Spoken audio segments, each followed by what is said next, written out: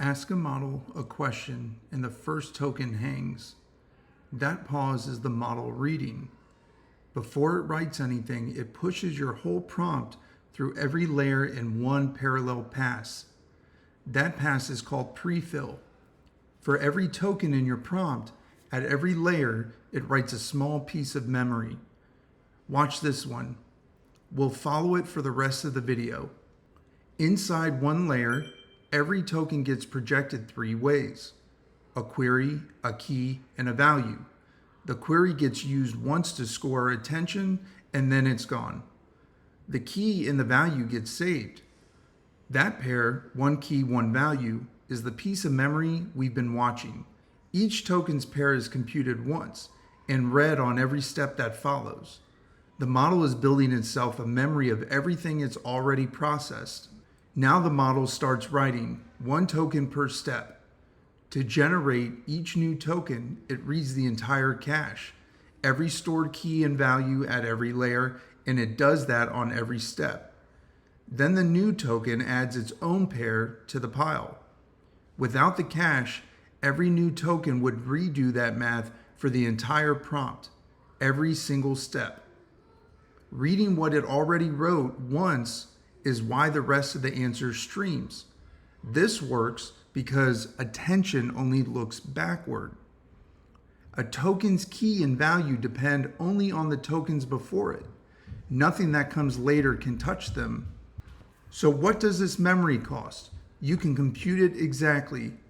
2 vectors, key and value, times the layers, times the KV heads, times the head dimension, times 2 bytes each. For Llama 3, 70 billion, that comes to 320 kilobytes per token. Every token the model remembers costs 320 kilobytes. Fill its context and one conversation holds 2.5 gigabytes of cache. And the newer 3.1 model runs the same math out to a 128K window. 40 gigabytes for one user. Now put this on a server. The old way to hold these caches was one contiguous chunk per request, size for the longest possible answer. Short answers leave the rest of the chunk empty. Requests come and go, and the memory fills the holes. There's plenty of free memory in total, but no gap big enough to fit a new request. Most of the reserved memory never holds a single real key or value. Now the server gets busy. Every running cache is growing, 1 token per step, and the pool runs out of room. The scheduler starts preempting running requests so the rest can keep going. Their caches get flushed, and by default, everything lost gets recomputed from scratch later. Our tokens pair survives this round, barely. Throughput falls off a cliff. And while it falls, the compute units sit idle. The GPU has power to spare and nowhere to put the memory. This is the real shape of inference. Generating a token is cheap math on a huge pile of state. Every decode step streams the model's weights and the whole cache past the compute units, and the memory bus can only move so much per second. Compute finishes early and waits. Decode speed is set by memory bandwidth. Once you see that, serving makes sense. Fast inference is mostly a memory problem. If compute sits idle, the only way to use it is to serve more requests at once, and that takes memory the holes are wasting. The fix for the holes came from operating systems.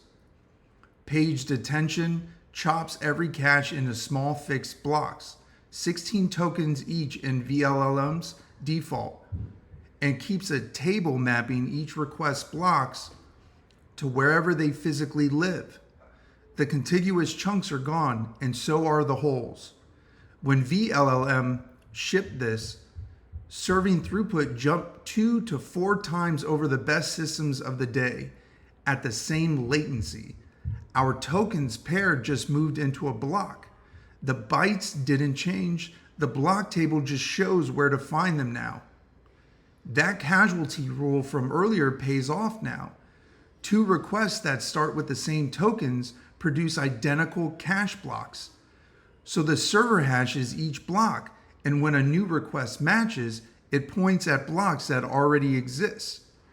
The prefill cost for that prefix disappears. That's why a long chat feels instant on the second message, and why providers charge less for cached input tokens. Our pair is now serving 2 requests at once. Zoom out and watch a healthy server run. Requests join the batch mid-flight and leave when they finish. The GPU never waits for the slowest one. That's continuous batching. Prefill writes the cache. Decode streams against it. Paging keeps the memory dense, and shared prefixes make repeated context nearly free. One token's key and value written once, read thousands of times. If you want to see where these keys and values come from, the attention video is on screen now. Start there, then come back and watch your GPU differently.